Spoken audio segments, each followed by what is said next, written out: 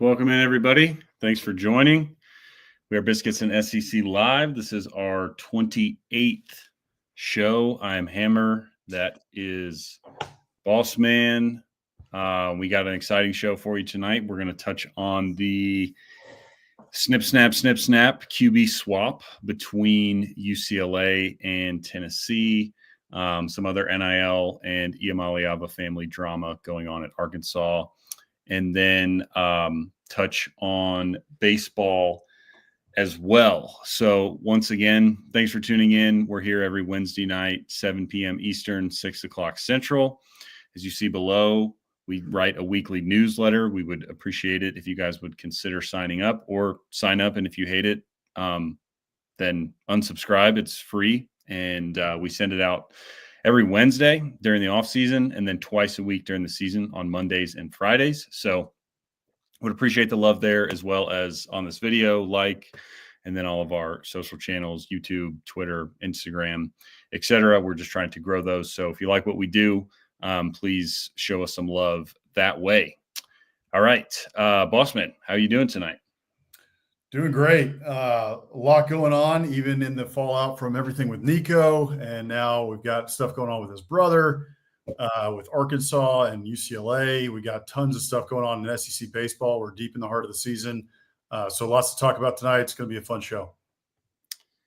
Absolutely. So, yeah, we might as well just hop right into it with we can run with Tennessee again. So the second week in a row, the Vols will be leading the show. So if you missed our show last week, I would recommend giving it a watch, because we're not going to dive really much into the Nico stuff this week, but we almost spent a full hour on it last week, just giving our thoughts on that situation, as well as, what this means for the broader sort of landscape of college football. So speaking of Tennessee, though, Nico obviously goes to UCLA. He's gone.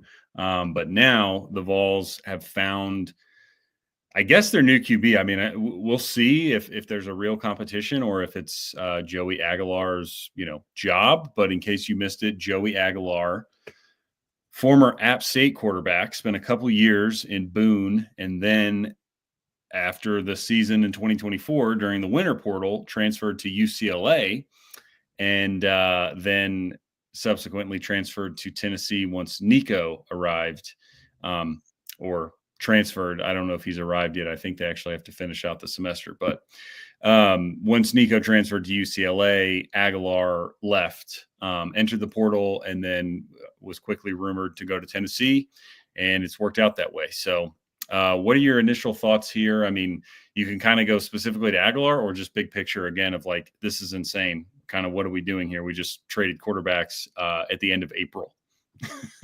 I don't know if the Wild West is even the right or an apt description at this point anymore. This is just total mayhem and chaos. And I think really, when you get down to it here, truth be told, I think Tennessee probably struck out behind the scenes with others, and there was a couple of reports out there that, some quarterbacks who were power 4 starters were getting raises because Tennessee was after them. So I think Tennessee kind of struck out on that side of it, first of all. And then second, so I think Aguilar, ended up kind of being one of the choices that was in the portal. And it's also reported, I saw today, that it's going to be 7 figures less than what Nico got. So we're talking about in the $1 million range, I think. So on that, sorry to cut you off. So I actually saw a report that, yes, he was scheduled to make somewhere around 1.1, 1.2-ish with UCLA. So the going theory would be it's somewhere around there, but possibly even less, because obviously he didn't have any leverage by the time he hit the portal. So who knows what Tennessee ended up giving him, but I would suspect roughly $1 million. I would suspect around that too,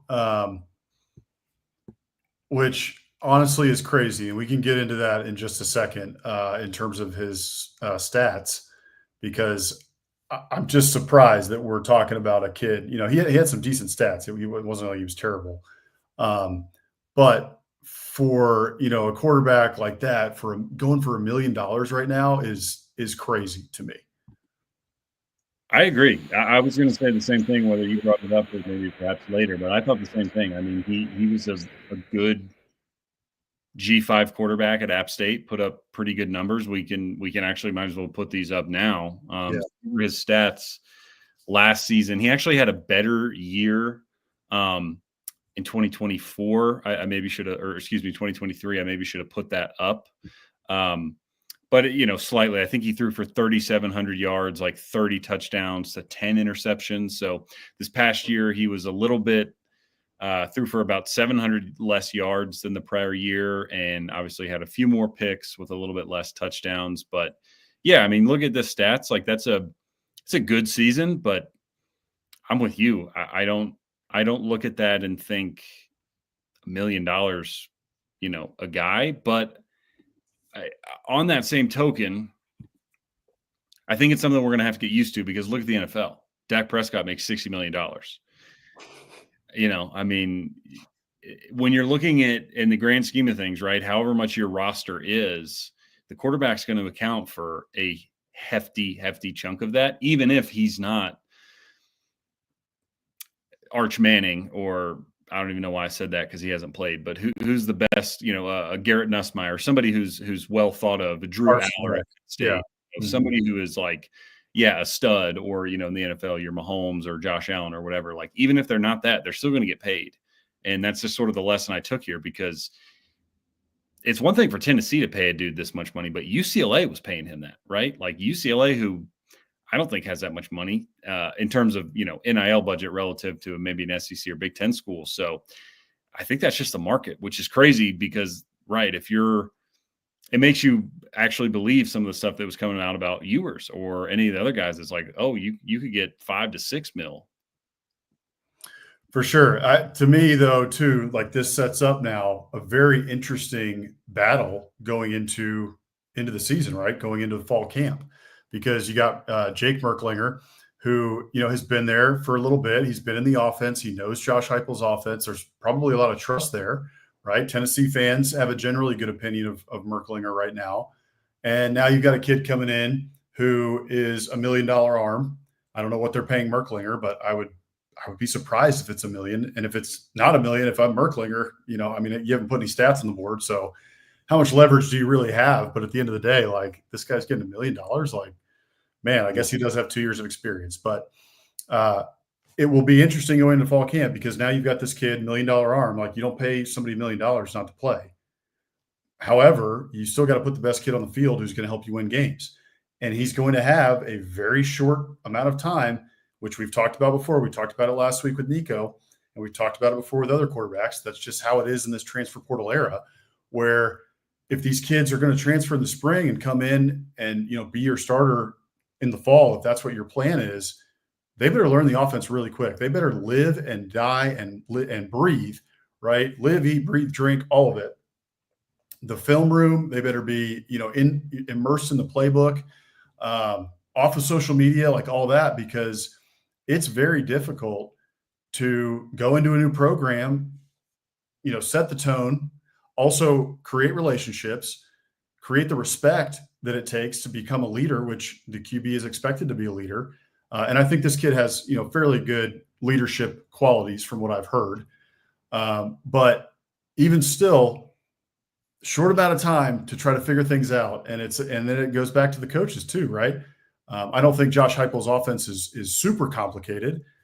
He's very smart with his play calls, and he's got a great playbook. But, is it the most complicated offense? Is it a Jimbo Fisher offense? Is it a very old school style offense, pro style offense that has a lot of different concepts and plays and tree routes and all that sort of thing? No, not necessarily. So, but at the same time, again, shortened time frame. And so if you're Josh Heupel, do you have to dumb down the playbook if, just a little bit? And especially too, right, if Aguilar's going to be the guy, say in game one, okay, we name him the starter right out of fall camp. Something to watch for Tennessee fans and fans across college football. First couple games, right? We could see something like we saw at South Carolina last year with Lenora Sellers coming in, right? And he had been in the program, but they almost lose to Old Dominion right off the clip. And so I think there could be some growing pains in those first couple of games before Aguilar finally gets his feet under him. And it could be the same with Merklinger, right? Even the same. He doesn't have a lot of experience. So to tie that up in a bow, I don't think that Tennessee's in a better position than they were when they had Nico. And I don't think they made the wrong decision. I think that Josh Heupel, I think, really had to kind of step up and stick his foot in the ground and say enough is enough. We're done dealing with this. And at the end of the day, that can be a problem in the locker room, right? You've got a diva in the locker room. It kind of loses respect in terms of the leadership, especially when your stats and everything was kind of shaky, as we mentioned last week. But we all know Nico's ceiling, and Nico's ceiling truly is way higher than what Tennessee now has in the QB room. So I think expectations, frankly, need to be a little bit more tempered than they were when Nico was on the roster 3 weeks ago. Yeah, I think that's totally fair. A couple good points by our friend Tony here, who's joining in. So first is, on the timing aspect, I think I read this as well, Tony. So thanks for bringing this up. Yeah, Aguilar, because of the academic calendar, can't even actually get to Knoxville until June, because I don't know the correct terminology, but a lot of those Pac-12 schools do it's like the quarters or the trimester thing, right? Where it's not a semester. So they go all the way into June. So he's not even going to get to Knoxville until June. Which again, yeah, I mean, whatever, right? He can hop on Zoom calls and he can study the playbook and do all that stuff. But it is definitely going to be interesting to see how quickly he can pick up the offense. I mean, Nico, was in the system for a year before he started a game. And again, we're not film rats. I don't know exactly what was going on last year, but from the outside looking in, it sure seemed like there were things that Nico was not doing up to the standard of, whether it's reading defenses or just understanding what Heupel was trying to do. It seemed like Heupel was kind of holding back from what he had done, with Hendon Hooker or even at times Joe Milton. So interested to see how Aguilar can do. And then Tony also brings up, guys drop 20 passes. So that is worth bringing up. I don't watch a ton of App State football. Sorry, Austin. We've got one of our brothers' best friends goes to App State, but since they beat A&M, I just I used to actually root for them. I used to like them, the Michigan game, but then they beat A&M, and so I kind of just blacked them out from my memory.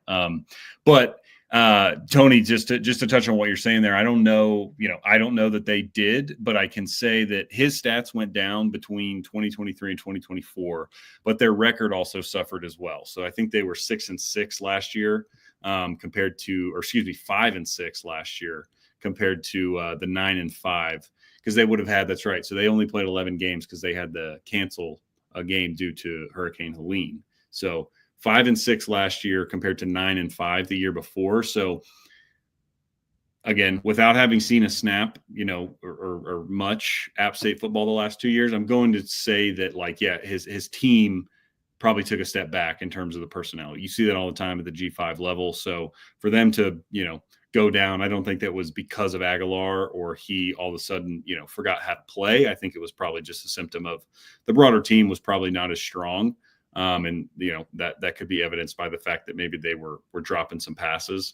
I don't think he'll have that issue at Tennessee, but to your point of just the expectations, like even if Aguilar, proves to be as talented of a player as Nico is, just all the circumstances you brought up of like, dude, he's got no time to learn the offense. He's also, coming in there. Everybody knows what his price tag was. I suspect, this is one of those things that you just don't know unless you're on the inside. I suspect most guys know what most guys make on the team, regardless of whether it's a big time transfer or, Nico coming out of high school. So I don't think that'll be too out of the ordinary, but if I was Heupel, this is how I would handle it. I would go to Merklinger and I would say, hey, dude, we're bringing this guy in. Here's the price tag. We're paying him that money because that's what the market is. Not that I think he's better than you, but he's got 2 years of experience. You have not played. This is an open competition, and if you win it, you're going to be taken care of, right? This is University of Tennessee. We will pay you what you deserve to be paid. I can't allocate that right now. And, oh, by the way, you are currently one of 2 scholarship players. So, like, I'm bringing a quarterback in. It just happens to be this guy. He was the best available. But, like, my hands are tied here, dude. I have to bring somebody in, and you'll have every opportunity to beat him out and be our starting quarterback. And when that day comes, you'll get paid, out the wazoo as the starting QB at Tennessee. So, but yeah, that's just like dynamics of any coach now, right? I mean, this is the latest and most high profile story, but every single coach across the country is dealing with this, where they have guys on their roster making whatever they're making, and then they're bringing some dude in the portal, and everybody reads the tea leaves or Twitter about how much this dude they just brought in's making, and they're like, hold on, what? Like, this dude, right? Yeah, like, I just did, whatever I did last year, and, like, I'm only making $250K. Like, what's the deal? So coaches everywhere are dealing with this. How, I really don't know. I think it's a huge pain in the butt, but they have to deal with it. So it just sort of is what it is. And just on that note too, I think you bring up a good point of just like, I don't think they bring a guy in like that to be a backup, but I wouldn't be surprised if Merklinger, just given the circumstances, even if it's just early, and then if like Merklinger's named the starter week 1, and then if he struggles a couple weeks, then yeah, maybe you give Aguilar a chance. But like, Merklinger's talented. He was a 4-star, and he's got a year in the system. Like, it's not going to be easy for Aguilar to just come in there and like immediately within a month of his first practice be solidified. Like, this is the starter. Maybe we even see a 2-quarterback system early on. I don't know. Could be. I mean, I was going to say that, like, Merklinger to me has a leg up because of his experience in Heupel's system. And I think he's got a lot of the fan base behind him too, to some degree. I think, Vols are excited to see what Aguilar can do as well. But I'd also, let's look at the stats here again, and then we'll compare him to Nico's stats that we showed last week. So 55% completion percentage, decent, nothing, not spectacular. It's okay. 3,000 yards passing, that's pretty good. He's throwing the ball a decent amount. 23 TDs, 14 INTs. That's the kicker right there. 24 INTs in 2 years through 14 last year. That's the thing to be worried about. Which is something Nico did not do. That's right. Nico did not. And then his quarterback rating there, 132.9. So he was a little bit better in some areas than Nico was, and a little bit worse. So here's Nico, again, who needed a new start at UCLA. And so he had a much better completion percentage there, 63% there. So 8 points higher than Aguilar's. Threw for less yards, 2,600 yards, and then threw for less TDs as well. We know there were some issues with a lot of overthrown balls. Nico missed a lot of potential touchdowns last year, overthrown receivers. Yeah. But he did protect the ball. Only 5 interceptions on the year, and his quarterback rating was pretty good. So, talking with Jeb on SEC After Dark and with other Tennessee fans, while they, hey, look, at the end of the day, Nico got Tennessee to 10-2 and to the playoff in his first year as the starter.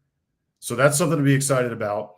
If you dove a little bit deeper into the stats, which we did last week too, with some of the tweets from Connor O'Gara and others, a lot of those touchdowns that he threw came against inferior competition. When it came to SEC play against the best competition, it wasn't so great. However, even looking at those stats, 10-2 gets him to the playoff. You're thinking, all right, this is the year he's going to break through. He's got a first round ceiling, a top 5 pick type of ceiling. And so now, like, this is the year to turn it on. The receiving core, a little bit shaky going into this year, right? Lost a lot from the receiving core last year. But even still, Nico seemed to be, with his talent, the type of player who can, rising tide lifts all boats, right? There are some quarterbacks who just, even with a lower amount of talent around them, and not that Tennessee has a super lower amount of talent around them, they're going to have a lot of talent. I'm just saying that the idea going into the season is that the wide receiving core is going to be a little bit less talented than it was last year. But even with that, right, Nico's talent, people were thinking that he could be the one to elevate everyone else's play around him. So with that not happening now, we'll see. Can Merklinger step up? Is it Aguilar who steps up? It's going to be fascinating to watch because the expectations for this Tennessee team are still very high coming off a playoff year. And I don't think folks are expecting a drop back to an 8-4 type of season. Folks want to see it at 9-3, 10-2 again, pushing for the playoff. So one more thing I would say too on the Merklinger front is if you're going to if you're Josh Heupel, if I'm sitting in Josh Heupel's shoes like you were talking about earlier, if it is Merklinger, if Merklinger does win the job, and okay, hey, I won the job, I'm the starter, like you need to pay me 1.5 or whatever. I think you kind of sit him down and say, let's talk after game 4, right? I'll talk to you after game 4. You got to earn it, son. You earn the starting job. That's great. You got to earn this money, right? We play Syracuse. That's a pretty good football team. That's our first game of the season. Then we play ETSU, and then you got number 5 Georgia. Yeah. And then you got UAB, right? So after those 4 games, and then you get Mississippi State after that, who should be a little bit improved, maybe. We'll see, right? But after 4 or 5 games, son, like come talk to me after that, and we'll see where we're at. And, if you're kicking tail and doing great, we'll pay you that 1.5. Don't worry. Like you said, our NIL can handle it. Yeah. I was going to bring their schedule up as well, just in relation to the potential of a 2-quarterback system. Not to say that they won't go that route, but I'm with you. Syracuse is not a pushover. I don't know what they'll be like this year because they lost I'm blanking on his name, but McCord from Ohio State had a great year there. He's gone. So I know they've lost some guys. They also recently lost a guy in the portal, some receiver. And it was actually interesting. Did you see the Fran Brown press conference about that? No, actually, I did not. So they lost some guy in the portal after spring, and then Fran Brown was asked about it, and he just said straight up, he's like, yeah, I didn't want to pay him what he was asking. And he's like, I don't have a problem with him leaving. He's like, I told him good luck, but he came to me and said, hey, I think I'm worth this much. And I said, can't do it. If you think you're worth that much, then like go get it, dude. But it's not going to be here. Wow. Regardless, that dude, he's a good coach.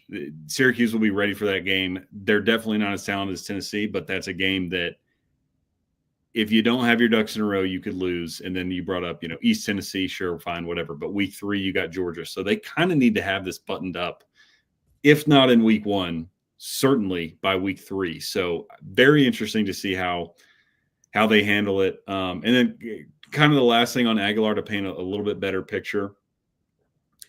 So we didn't have this made up on a graphic, so forgive us. But his 2023 season, which, by the way, I think was his freshman season. I think he came in and started right away at App. From what I can tell, he was a class of 2023 kid, enrolled early, and, so started his first 2 years in school. But he had a 63% completion percentage his freshman year, 3,700 yards, 33 touchdowns, 10 interceptions. So better statistics. I'm with you, though. What really worries me is those interceptions. Even his 33 and 10 is great. Don't get me wrong. But 10 interceptions in the Sun Belt, and you're coming into the SEC, like that's going to be interesting to see how he adjusts there. Yeah. So also, again, one more thing. A lot of potential, but yeah, go ahead. Oh, sorry. I thought you were done. So a lot of potential. I'm not dogging on the kid at all. There's just some things to watch out for. The INTs, which you mentioned, that's the main one to be concerned about if you're a Tennessee fan. But I'm excited to see how it plays out.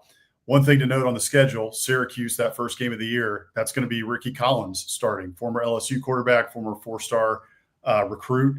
So it'll be interesting to see, how he looks as well. And we're going to see a lot of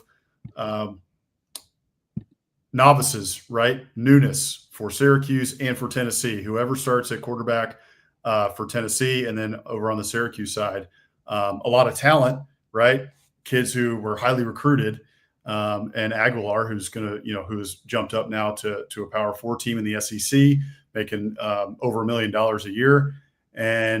But in the, we haven't seen really either of them. We've seen Aguilar at App State, but in terms of Tennessee and in the SEC, that's a whole different ball game.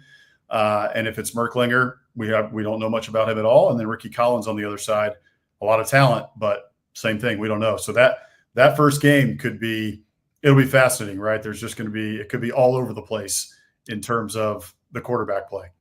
Yeah, and one prediction I have, and this is just an annual time-honored college football tradition, but whatever happens in that week 1 game, everyone's going to overreact. So if Aguilar comes out there and lights the world on fire, it's like, boom, Tennessee's a playoff contender. And then 6 weeks down the road, it might turn out that, well, he wasn't as good as we thought, or actually Syracuse kind of it's just one of those things that, oh yeah, especially when there's so many unknowns, it's like if it was Nico and Nico had a bad game against Syracuse, but they won, you can be like, okay, like that was weird, but like whatever, week 1, he'll work his way into it. But when you have no background knowledge about any of these guys on either side of the ball, the takes are going to be flying. So I'm excited for that one. I want to see this comment here. So Rick and Bonnie, Tennessee has beaten Rick and Bonnie are Alabama fans. For those who aren't tuned into the show every week. But so Rick, Tennessee has beat us 2 years in a row. A third will be a disaster. Is that a fireable offense for Kalen DeBoer? losing 2 in a row to Tennessee? I don't think it is. But yeah, that would be a big deal. If Tennessee beats Alabama, another year, it'll be rough. So well, they beat them. Was it every single year Saban was there? It was like 15 or 16 years in a row until that 2020, the final, 2022 game or whatever. I think it was, what is it, 3 out of 4? I think because they lost, right, the 52-49 crazy game in Neyland Stadium, but then the next year Tennessee lost. So I think it would be 3 out of 4. But anyway, that would be bad because it was 15 straight years under Saban that Alabama beat Tennessee. So well, good stuff. I think we've gone long enough on the Tennessee saga 2 weeks in a row. So let's move along to the other Iamaleava, who is also Iamaleavin, and he is leaving Arkansas. So this is not nearly as big of a storyline for the player, but just sort of the echoes that have come from it. So to catch you up here, right, if you're not following along, which is totally fine because it's the end of April, there's plenty of other stuff going on, and the transfer portal can be a little bit overwhelming and just frankly annoying at times. But that's what we're here for. Subscribe to the newsletter. We keep you updated, and we'll update you here. So Nico's little brother, Madden Iamaleava, great, not a great name, but a funny name. We'll go all the way back to at least the beginning of when I became aware of him, right? So he was committed to UCLA out of high school, in high school leading up to the early signing period in December. On signing day, he flips to Arkansas. That's this past signing day. So he's literally just got to campus as an early enrollee at Arkansas. Signs December 2024, enrolls January 2025, and he is now also in the portal. Reportedly, I don't know if it's confirmed, but it seems like he's going to go to UCLA, which, first of all, whatever, it's family stuff, but like, dude, I will never get on board with an 18-year-old showing up to spring practice and then bouncing. Like, give me a break. You can't even give it one season.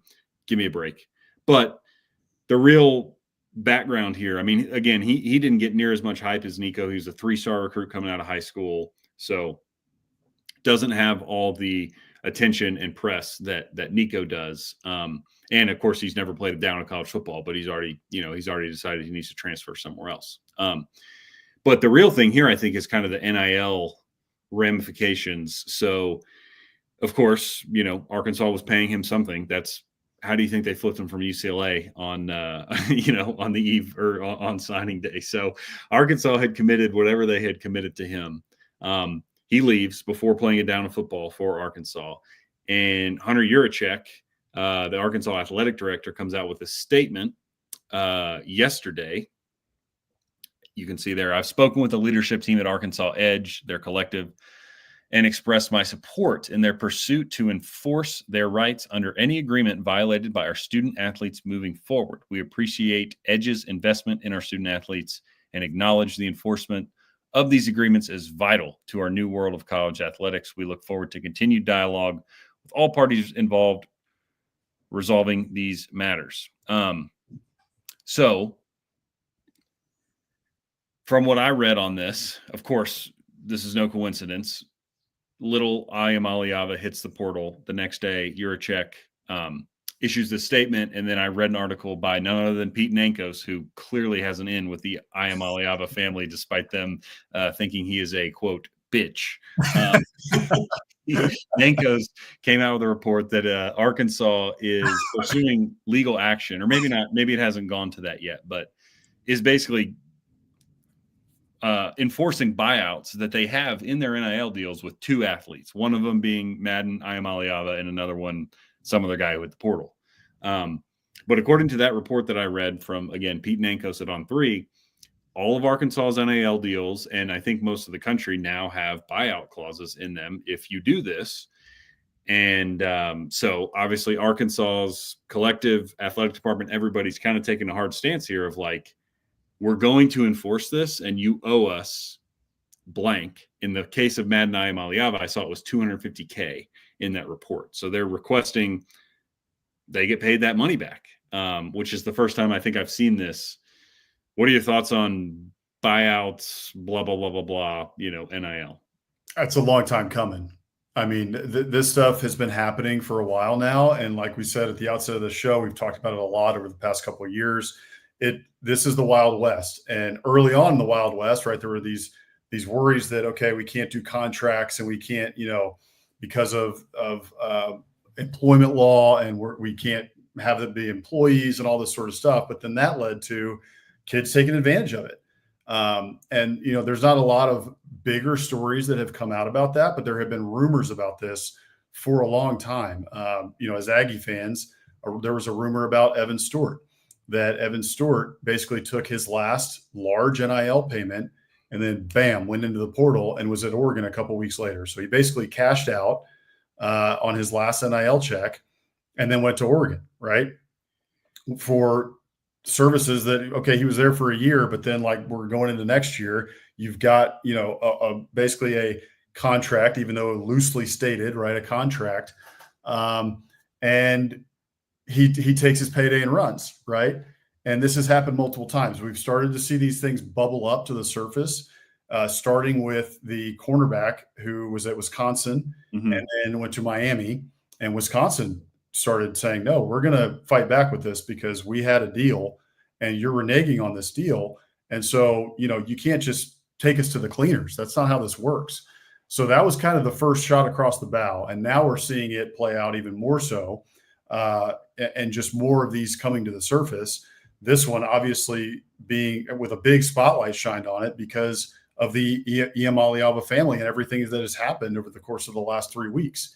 So I'm with you. I think it's extremely frustrating that kids are doing this and their families. Frankly, I don't know if I would do business with the Iamaleava family, right? Like there's a lot of families like that who are recruits. It's not just them. But after looking at what they've done over the past 3 weeks, tanking everything at Tennessee to now tanking things at Arkansas, kind of taking Arkansas to the cleaners. I heard rumors of $500K. That would surprise me just based on a 3-star recruit, flipping on signing day. Maybe it was a deal in full for $500K for 1 year, advance payment of $250. I don't know. But these collectives had to get smart at some point to put some sort of structure in place to protect themselves, because now we're talking about a lot of money, right? Like, in fact, just the other day, John Talty, reporter for AL.com for a long time, great reporter, wrote the leadership book about Nick Saban. Now he's with CBS Sports. He wrote an article the other day that included Kurt Signetti from Indiana, had a lot of quotes from him about how much money some of these collectives are going to spend on a college football roster for just this season. And the number that came out was $40 million. So we're in the era now of $30 to $40 million rosters when we're talking about, the upper echelon of the Power Four, the Ohio States, right? Jeez. The Miamis, the Alabamas, the Texas A&M, like those schools are, and they're doing it before we get to rev sharing. So this may not always be the case, right? But right now they're just spending lucratively because they're going to try to just, flood the roster, take away kids from other schools potentially as well, and just make sure they have the best chance to win this year, because we all know this is a win now sport. So all that to say, there is so much money going into NIL and collectives and going into making these rosters out that at some point it was going to break, because you can't have these kids taking you to the cleaners, asking you for more money or what have you, and then bolting before you get to see the return on investment. Everyone knows if you don't get the return on investment, like the investors are going to stop investing, and you don't see the payout. There's no point in investing if you see that. So it had to happen, and it's starting to bubble to the surface. And I think that schools will get control of this before much more of this happens, because of what we're seeing from Arkansas. They're going to start recouping their money. I agree. And I think to me, this is, again, just yet another example of the lack of any person or entity being in control, right? This has been left up to the schools, and they are now fighting back. And you have, the athletic director of a sitting, Power 5, whatever, Power 4, but SEC school coming out and saying, we are going to get our money back. Like, we are done with this game. Like, I don't care, whatever. They're not employed. Like, I don't care what, the NCAA has to say about this. Anybody has to say about this. Like, we are putting this in our contracts, and if you don't live up to it, we're getting our money back, which is the right thing to do. I have no problem with that. It's just, again, it exemplifies like where we're at, where you're having to have an athletic director and a collective stand up here because there's no guardrails anywhere else. So they have to take care and protect themselves. And what should be standard operating procedure, or just like obvious business practices that, you sign a contract, you don't fulfill your obligation, then, we are owed for what you did not fulfill. Hasn't been that way. So you have, schools, again, just forced to take this stuff into their own hand and say, all right, yeah, we're done with this. We're done with this game. We're not treating you like a student athlete anymore. Like, this is a business. You owe us money. You did not live up to your end of the bargain or end of the deal. And so, yeah, you're going to have to pay us. And what I'm interested to see is, I would assume, who knows? I would assume that Iamaleava and anybody else in this situation, because they are not alone. I can guarantee you that. This has been made public, but they aren't alone. I actually saw rumors that, if you recall, when Walter Nolan transferred from A&M to Ole Miss, he put out something on social media about, A&M and whatever collectives. And I have no problem with Walter Nolan doing any of that, even as an A&M fan. But I did see rumors going around on A&M Twitter while this Arkansas stuff was breaking, that this is what Walter Nolan was referring to when it came to, when he was talking about, if you're trying to like transfer from A&M and blah, blah, blah, having trouble, like hit me up. Apparently it was about this, at least according to Twitter, where, he left, and A&M, it sounded like, just went back and was like, hey, great, you transferred, you owe us some money here. Cause who knows what it was. And again, I have no problem with Walter Nolan. He kept his mouth shut other than an Instagram story or whatever, and it got handled. But I just bring that up to say that even if that's not the case with Walter Nolan specifically, this is going on all over college football. This is just the most public one, but schools are not going to allow this to happen any longer. And, they're putting it in all their contracts, and they will get their money if you do not, live up to what you said. So sort of just like a business 101. Yeah. One of the things, it is business 101. But one other thing to mention in this, like, this isn't all on the players, right? There are players and their families who are doing this, but there's the other side of this coin too, and the dark side of NIL, which has happened many times as well, where players get screwed. We've seen that in many different instances. The most glaring was last year, at least in college football. The most glaring was last year with UNLV, when they lost their starting quarterback after a couple games and their starting running back, because they said that they were promised $100,000, over $100,000. and they never saw a dime of it. And so they said, to heck with this, we're out of here. Yeah. And that was totally fair on their part to do that. So both of the sides of this coin just speak to, we got to have guardrails. And it seems like they're coming when we get this House settlement, which, it's still not done yet, but we're told in the, coming weeks that we should get some thoughts. And the NCAA did put out today, I put it in the newsletter this morning, or they put out, it was within the last couple of days, maybe it was on Monday, that they're making changes to, I think it was 153 rules. And a lot of them had to do with, some of it was roster limits and little things like that, but other things had to do with money, right? Like you can pay athletes directly now, and you can pay them for their name, image, and likeness. It just does away with all those rules. And so now we know we can do this. It's within the rules, and we can just, circle around. We can have contracts. We can have some structure to all these things so that we stop seeing all of this madness on both sides, whether it's UNLV promising money that they don't have, or whether it's on the other side, which is, players taking schools to the cleaners and never playing it down.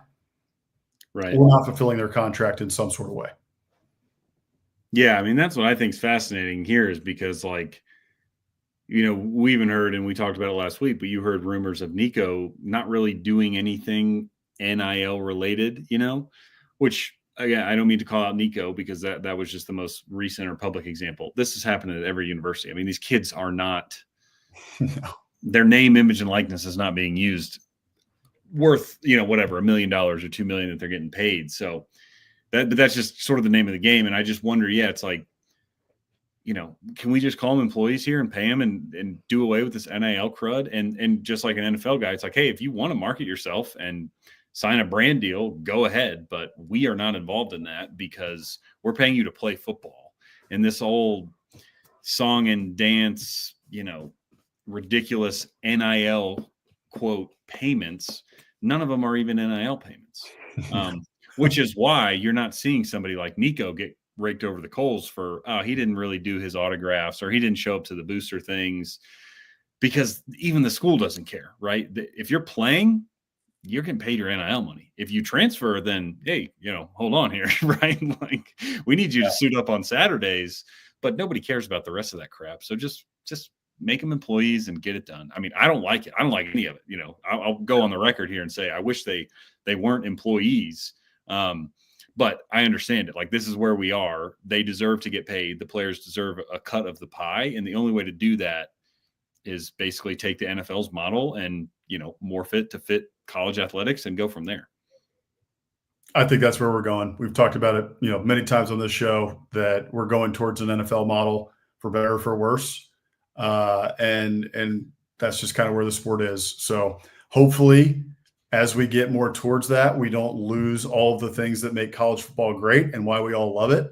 And, I on the record, I endorse Josh Pate for college football commissioner.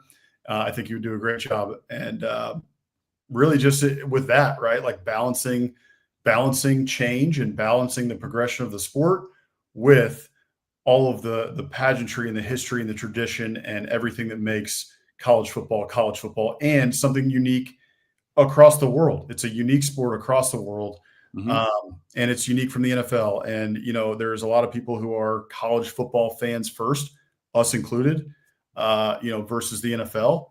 And I hope it stays that way. I want college football to always be its own unique entity that is different from the NFL. So even as we move to the pro model, I hope that we can balance still, and keep a lot of what makes college football great.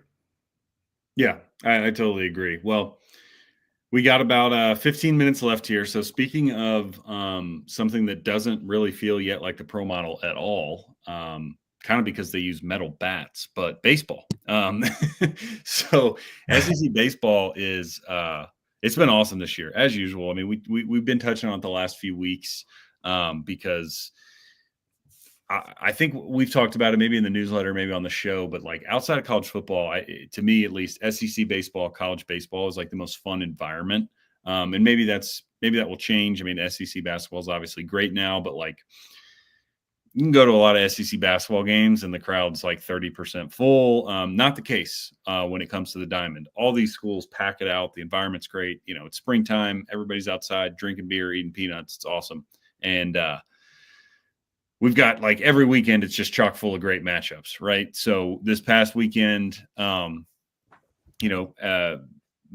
made us a nice graphic here, courtesy of SEC Baseball, which is a great follow on Twitter if you're not following them. But just some of the ones, I guess, to highlight. Georgia getting swept by Vandy was pretty big. Texas sweeping Auburn, very big. A&M taking 2 of 3 from Arkansas and Fayetteville was big. LSU, Alabama, hard-fought series, big, good for LSU to get that series win. Tough for the Tide. And then Kentucky, surprising, and taking 2 from the Vols in Knoxville. If you have any, thoughts on last weekend's series, let me know, or we can kind of get into next weekend because I think I said it.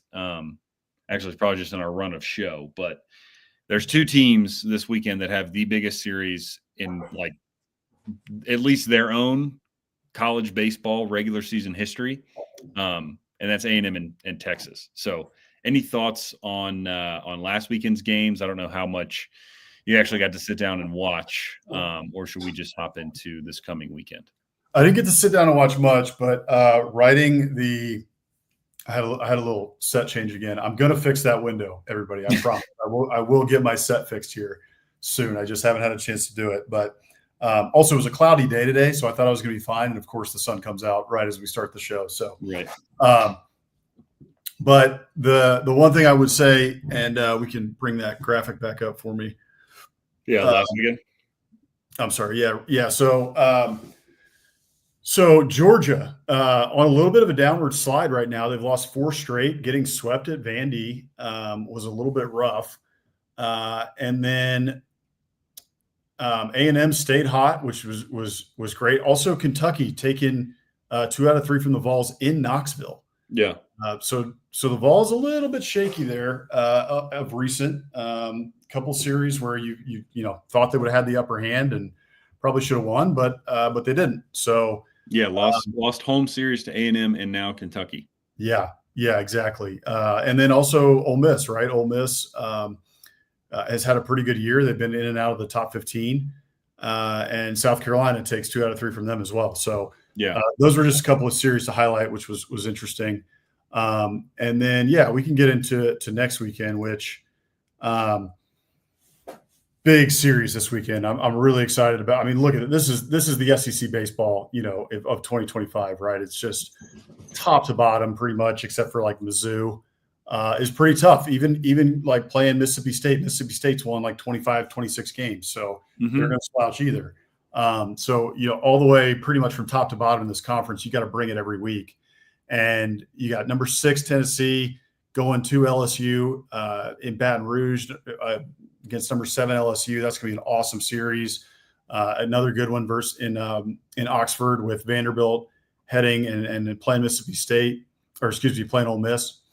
But yeah, like you mentioned, the big one is number 1 Texas versus A&M. Not necessarily for the ranked on ranked matchup per se, but everyone knows what A&M was supposed to be at the start of this year, which starting out the year number 1, fell out of the rankings, but of late have really turned it on and won the series against number 1 Tennessee, won the series against number 2 Arkansas. Their bats have been red hot. And then you're going up against Texas, who folks thought it was going to take at least a year for Schlossnagle to get them going and get them into the top 10, top 5, type of thing and contending for the College World Series. That's not the case. The man wasted no time. The man can coach baseball. He's one of the best coaches in baseball. Which is why Texas stole them away from A&M. And it's going to be such a fun series. The first one, the SEC did Texas another favor, gave them the first series against A&M as an SEC opponent in Austin. I think they probably were looking ahead that the vitriol in College Station would probably have been apoplectic. And so I don't know. They gave it to them in Austin, but it's going to be an awesome series to watch. And I'm really looking forward to that one. I'm gonna try and get to a game. I may not be able to this weekend. I live in Austin for those who don't know, but either way, I'm gonna try to catch some on TV as well. So it should be a great series. Oops. Oh. Yeah, I can't wait. I mean, just to take it back, we can get a little personal here as A&M fans. That's probably when Schloss left. That's probably the most upset I've ever been at an individual associated with A&M athletics. Right, just the way it went down. Maybe we have some Texas fans watching, but like A&M is going into the Game 3 in the College World Series finale, and it gets leaked that morning that he's gone because that's just how Texas operates. It just the whole thing. And look, I'm over it now. I mean, I don't like the guy. Don't get me wrong, but I don't. Time heals some wounds. I just that series is going to be so charged up.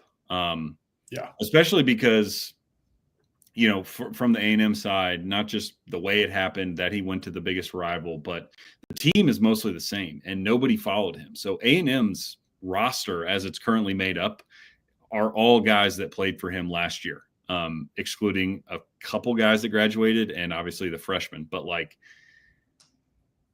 everybody who plays pretty much except for I can't think of his name, but there's a few guys that actually contribute and play that were not around last year that are freshmen, but most of the guys played for Schloss and did not follow him for whatever reason. Obviously, he's a great coach. So until all that happened, they loved the guy. So I'm not reading too much into that other than to say they probably all hate his guts because they stayed at A&M and he went to Texas and they're all still there. It's not 5 years down the road where, nobody even knows the guy. No, everybody knows him, including the head coach who was on his staff, Mike Early. So it's going to be extremely charged up. And, from the Texas angle, I mean, they have a good home field, despite the fact that it's a disgusting turf field, just a complete abomination to baseball, to the SEC, to everything that is holy. But it's a great atmosphere in terms of the crowd. They draw, an awesome crowd and excited to see if you can go. I don't even want to know what the tickets are going to cost because when they used to play that midweek game and alternate between A&M and or College Station and Austin, I mean, those were hot tickets back in the day because we were in different conferences and did not play one another. So a 3-game weekend series, I can't imagine what they're going to go for, how hard they're going to be to get, but I know it will be sold out, standing room only. And just on this note, I don't know if you saw this. I saw this going around Twitter earlier. I don't know how I feel about this as an A&M fan, but A&M got off to such a bad start this year. One of the things that was funny last year, right, when A&M was rolling, obviously, go all the way to the Game 3 of the College World Series, lose by a run. Their team was all over Twitter. They were funny. They were joking around, making fun of each other on Twitter. Well, they shut up, rightfully so, this season. They were not saying a peep. Within the last few weeks, they've started to dabble. Well, 4 different guys have tweeted out, basically the main guys, Hayden Schott, Caden Sorrell, Jace Laviolette, and then Gavin Grahovac, have tweeted out about how excited they are for rivalry weekend this week. And then they have all tagged the Columbia Lions and Penn Quakers because that's where Hayden Schott transferred from, I believe, was Columbia. So they're all really jacked up for the Columbia Penn series this weekend, which I don't know. I found it funny, and I'm kind of glad they're loose going into it. But at the same time, like, I don't know. It's just, I want this series bad. I want 2 out of 3 from these guys, especially because, man, nobody can beat Texas right now. They just keep winning. I mean, they hit a grand slam in the midweek against Texas State to beat them on Tuesday. I mean, they're kind of Teflon right now. I think they've won 6 or 7 straight, like number 1 in the country. Schloss has them playing extremely well. It's going to be an awesome series in Austin. I can't wait to watch it. I do think it's probably a good thing that A&M's a little bit loose going into this one. I mean, look, if you're looking back 3 weeks ago, a month ago, A&M's dead in the water, right? They have nothing. And this series could have been the Barium series, right? Like, Texas sweeps A&M. If Texas sweeps A&M, it's still bad, right now, which is possible. But if we're going back a month ago, A&M doesn't get a series win against Arkansas. They don't get a series win against Tennessee, and we're going into Texas. This is that it could have been a tail between your legs series. Everybody shut up on Twitter. Nobody's playing loose. Everybody knows how bad Aggie fans want it, despite the bad season. And you get swept by Texas and Austin, and it's like Michael Early's job is it's over. Everybody knows it's over, and now we just limp to the finish line, right? But instead, Aggies are loose. The team is loose, and they're excited to go into Austin, and they feel like they've got momentum. I mean, A&M in their midweek just won 13-3. The bats are hot. They're pitching well, and they're winning games in difficult ways, right? I mean, we saw that in the South Carolina series. So we skipped over that one just because, South Carolina wasn't ranked at the time. But 2 grand slams in the bottom of the 9th, right, to win that game and then win that series overall was huge as well. So they're very confident. A&M still has talent to be a top 5, top 10 team. Again, same roster that was in the College World Series last year and within a run of winning it. So, it should be a really, really good series in Austin. I'm really excited to watch it. One thing that I will give Schloss credit for on your hate for Dish Falk Field, I agree with you. I think that the stadium's cool. I've been to the stadium. But in terms of the field, it's a joke that they have 1980s era Astros turf out there. I know there's issues with the shade and the sun and all that folks talk about. It's ridiculous that a school of Texas's stature with all the money that they have can't figure that out and make that work. Guaranteed, if they wanted to, they could make it work. And I know, to Schloss's credit, he's trying to get that fixed, and he's trying to get the playing field and the turf and all that stuff potentially go back to grass. I know he's trying to make that happen, which it should have happened many, many years ago. But the fact that he's trying to make that happen is smart. I think that's good for Texas baseball. Yeah, no, it is. Well, that's enough baseball talk. We'll hit on that more in the newsletter and then the show next week. I'm sure we'll have some things to say. But let's close it out. We don't have a Muschamp Coach of the Week this week. However, I know you put some stuff together for Lee Corso. The Sunshine Scooter has announced his retirement. So I'll hand the floor to you because you put all these graphics together. So take us home with some good Corso stuff. We hit it about perfect here. So I kept it as a Muschamp Coach of the Week just because he's Coach Corso at the end of the day, right? The Sunshine Scooter, coached at Indiana and Louisville, coached in college and the pros, I think, for around 28 years or something like that. So he had a long coaching career, maybe it's 20. But it was a long coaching career before he got into TV, and he was one of the best to ever do it. I mean, we grew up with Lee Corso in our living room. I know many of you have watched him for many years. He was on air for, I believe it was I think he started in 1987. So what is that, almost 40 years? Yeah. Almost 40 years. 40 years, yep. Almost 40 years. So very impressive. We love Lee Corso here at Biscuits SEC. So I wanted to just play. There's a montage that College Game Day put together of some of his best moments, and then there's 2 moments that I actually adore that they didn't include in their montage that I want to play after. So here's the quick montage from Game Day. To me, Corso, you're stupid. You always pick the wrong team. Right here. Wrong time. Oh, you want it?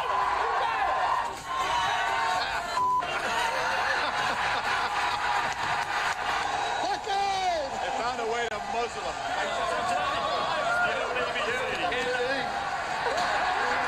Lee, where are you? Down here. Off comes the headset. Wow. Forget about it. I'll forget again. And as of this moment, the live Bison mascot has been renamed Corso. Corso. Yes. Oh, it's the live one here. The dog's back. Hold on tight. Hold on tight. Hold on. We got a live duck. Who's on the set? That dog is beautiful. That dog is ugly. Trying to devour Kurt. He's lost his voice and he's lost his mind. Oh my, you got it prop. You know this here? You gotta go up and over. Red is dead.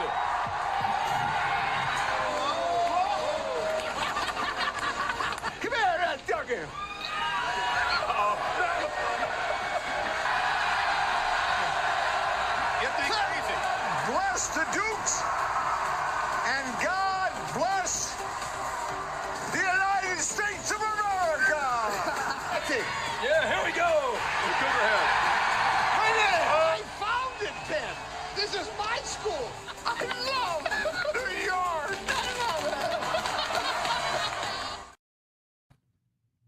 What a character. Legend. Gotta love the guy.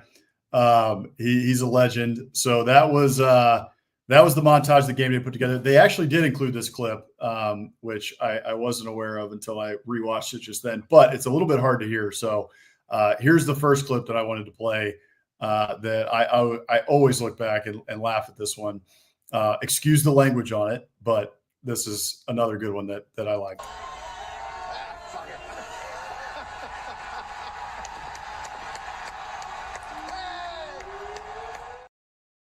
I just love Kirk's face.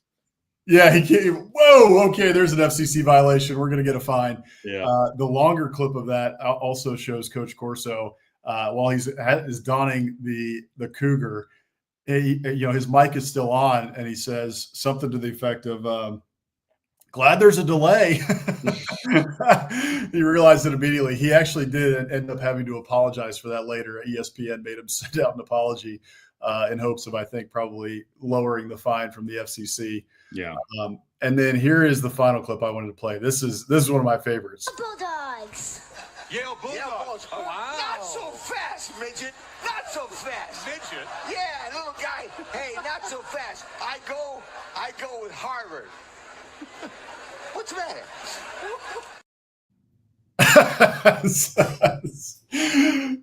Not so fast, midget.